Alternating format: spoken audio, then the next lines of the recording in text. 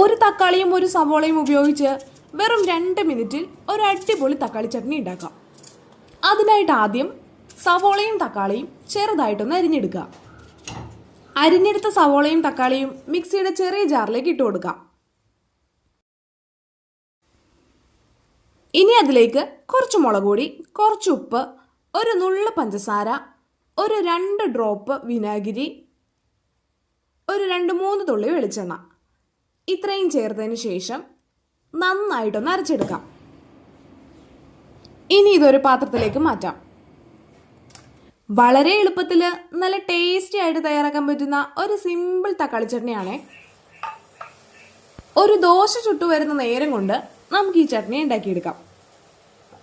അപ്പോൾ ഇനി തേങ്ങാ ചട്നിയൊക്കെ കൂട്ടി മടുത്തവർക്ക് ദോശയുടെയും ഇഡ്ഡലിയുടെയൊക്കെ കൂടെ നല്ല സിമ്പിളായിട്ട് ഉണ്ടാക്കിയെടുക്കാൻ പറ്റുന്ന വളരെ ടേസ്റ്റി ആയിട്ടുള്ള ഈ ചട്നി ഒന്നുണ്ടാക്കി നോക്കണേ. ഉണ്ടാക്കി നോക്കിയിട്ട് അഭിപ്രായം കമൻറ്റ് ചെയ്യണേ.